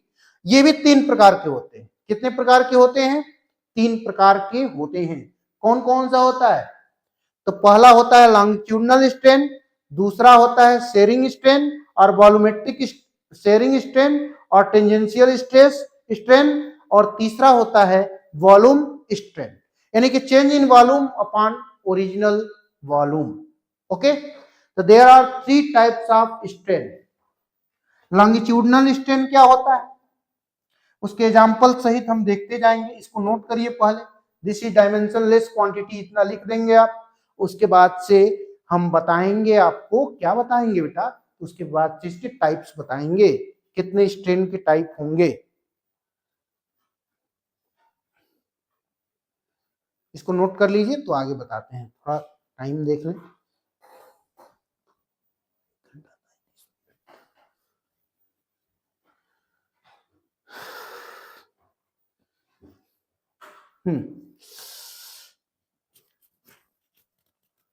हमें उम्मीद है कि आपने नोट कर लिया होगा। It is defined as the change in shape per unit original shape due to apply any external force or deforming force on any object is called strain.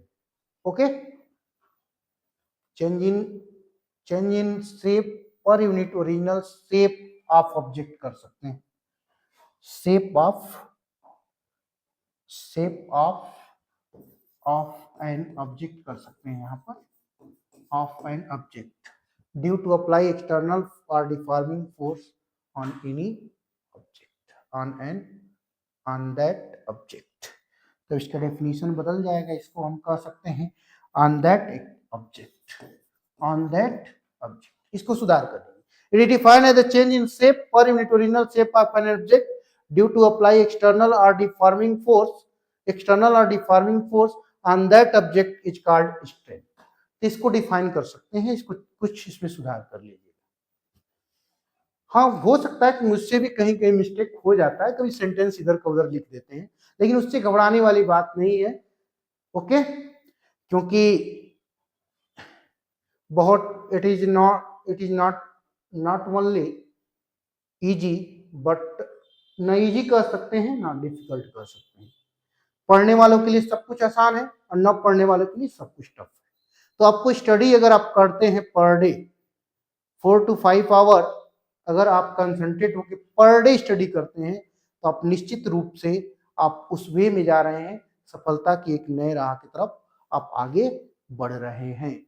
तो इसमें घबराने वाली बात नहीं है। ओके, तो इसको इरेज करते हैं, उसके बाद हम चलते हैं इसके कुछ टाइप्स के विषय में। या तो थोड़ा इस वीडियो थोड़ा लेंदी हो रहा है, तो इसके टाइप्स को हम लोग कल देखते हैं। थोड़ा समय हमारे खिलाफ हो रहा है, थोड़ा ये इस वीडियो का लेंथ भी लंबा हो गया, लेक्चर का लेंथ काफी लंबा हो गया है। तो इसके अगले अगले लेक्चर में हम स्ट्रेन के क्या पढ़ेंगे, स्ट्रेन के टाइप पढ़ेंगे, how many types of strain, और स्ट्रेन हुक्स लॉ पढ़ेंगे। ओके, हुक्स लॉ के बाद आप पढ़ेंगे, हुक्स लॉ के बाद पढ़ेंगे आप क्या पढ़ेंगे, Young's modulus, bulk modulus, shearing modulus, ये सब चीजें पढ़ेंगे। बस इतना इसको मेंशन कर लीजिए कि एक लॉन्गिट्यूडनल स्ट्रेन होता है। चलिए उसको हम उतना बता देते हैं, उसके बाद से इसको हम कल डिफाइन करेंगे नेक्स्ट लेक्चर में। ध्यान दीजिए, पहला है लॉन्गिट्यूडनल स्ट्रेन। पहला क्या है, लॉन्गिट्यूडनल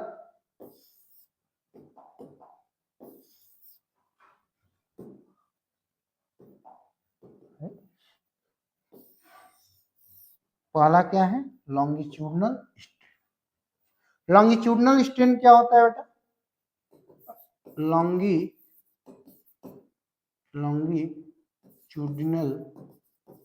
स्ट्रेन, लॉन्गिट्यूडनल स्ट्रेन होता है equal to change in length per unit length, change in length per unit original length. यानी कि ये हो जाएगा आपका, अगर change in length delta L होता है और ओरिजिनल लेंथ यल है, तो ये लॉन्गिट्यूडनल स्ट्रेन हो जाएगा। ओके, पहला है आपका लॉन्गिट्यूडनल स्ट्रेन। दूसरा है आपका शेयरिंग स्ट्रेन, शेयरिंग और tangential strain. Sharing strain, change in shape upon original shape, यानी कि ये देखिए, सपोज दैट एक मान लीजिए कि वायर है, इस पे हमने फोर्स नीचे की तरफ लगाया, तो ये इसके शेप में डेल्टा यल क्या हो गया, चेंजिंग हो गया। यल से कितना हो गया, यल से यल प्लस डेल्टा यल हो गया। तो यहाँ पर क्या होगा, ये पहले वाले का एग्जाम्पल है। दूसरे वाले का शेयरिंग स्ट्रेन का, शेयरिंग स्ट्रेन बराबर शेयरिंग स्ट्रेन और टेंजेंशियल स्ट्रेन। सपोज दैट एक हमारे पास क्या है, सिलिंड्रिकल शेप में कोई ऑब्जेक्ट है, उसके कहीं उसको निचले हिस्से को फिक्स कर देते हैं, ऊपर कोई फोर्स लगाते हैं, तो उसके शेप में कुछ इस तरह के परिवर्तन आते हैं, ऐसे परिवर्तन आते हैं, सिर्फ ऊपरी हिस्सा चेंजिंग होती है। तो इस दौरान जो चेंजिंग होती है उसको बोलते हैं, यहाँ पे कितनी चेंजिंग हुई, एक्स, जैसे कि ये आपका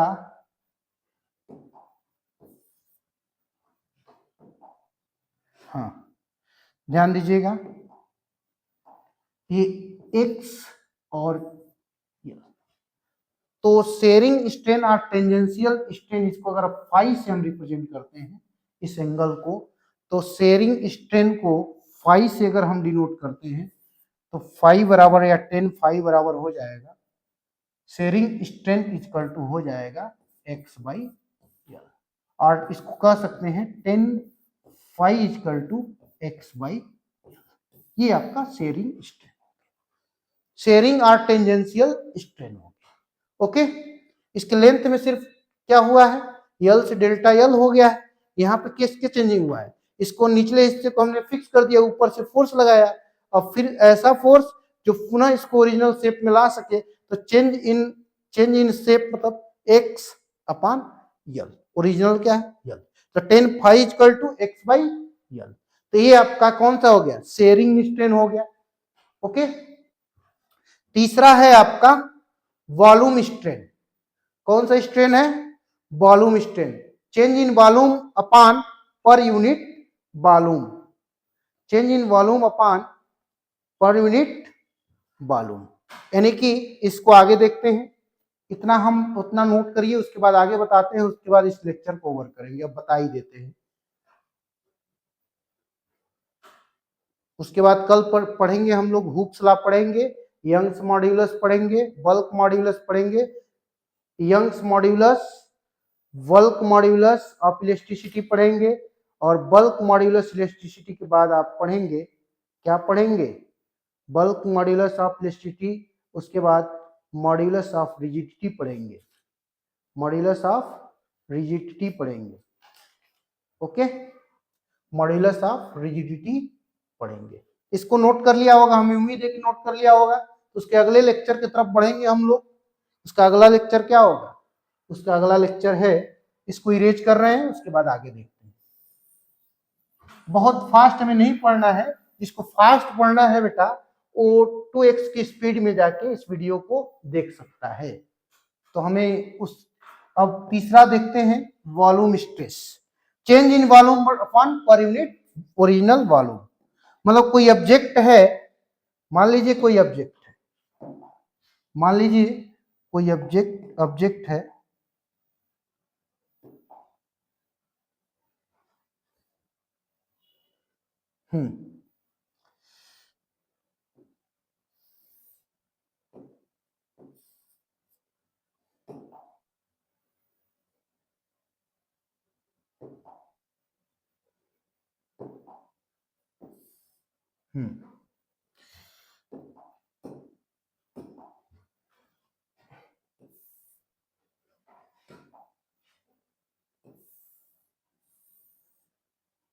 इसमें कुछ पानी भरा हुआ है, क्या भरा हुआ है, पानी भरा।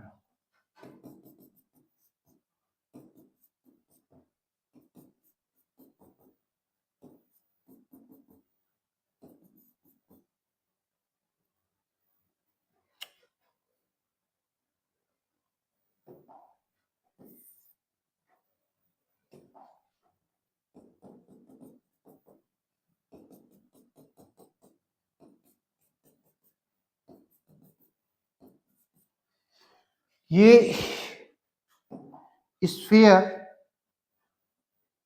ये स्फीयर जो है इसमें ये डूबा हुआ है, इसके चारों ओर से जो फोर्स लगते हैं, इधर से फोर्स,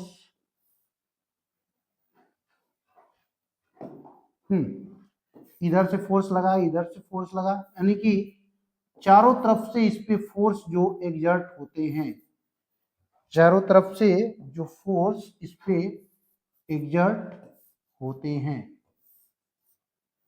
इसके वॉल्यूम में क्या होता है, चेंजिंग होती है। क्या होती है, इसके वॉल्यूम में चेंजिंग होती है। जब इसके वॉल्यूम में चेंजिंग होगी तो जो वॉल्यूम चेंज हुआ अब ओरिजिनल वॉल्यूम, उसको बोलते हैं हम क्या, वॉल्यूम स्ट्रेन। क्या बोलते हैं, volume strain, volume strain, volume strain equal to change in volume upon original volume. ये होता है क्या, वॉल्यूम स्ट्रेन। क्या होता है, वॉल्यूम स्ट्रेन।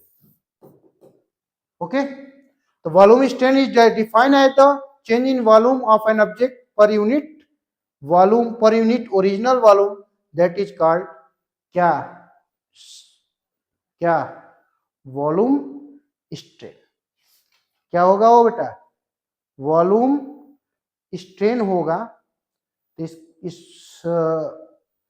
आज के लिए बस इतना ही। बाकी हम लेक्चर कल लेकर आएंगे। तो कल पढ़ेंगे हम हुक्स लॉ पढ़ेंगे। हुक्स लॉ के बाद क्या पढ़ेंगे, Young's modulus, bulk modulus, modulus of rigidity. Okay okay. उसके बाद कुछ स्टोर एनर्जी की बात होगी, मैकेनिकल प्रॉपर्टीज ऑफ में कुछ स्टोर एनर्जी, जब इलास्टिक जब डिफॉर्मिंग फोर्स अप्लाई किया जाता है उसमें एनर्जी किस तरह से स्टोर होगी उसकी बात होगी। तो कल आज के लिए बस इतना ही। कल देखते रहिए RS क्लासेस, देखते रहिए। उसके बाद इस लेक्चर को अच्छे से अच्छे बच्चों तक शेयर करिए। उसके बाद नेक्स्ट लेक्चर के साथ कल फिर हम हाजिर होंगे। तो good night to all of you. I will see you on next day. Okay, thank you.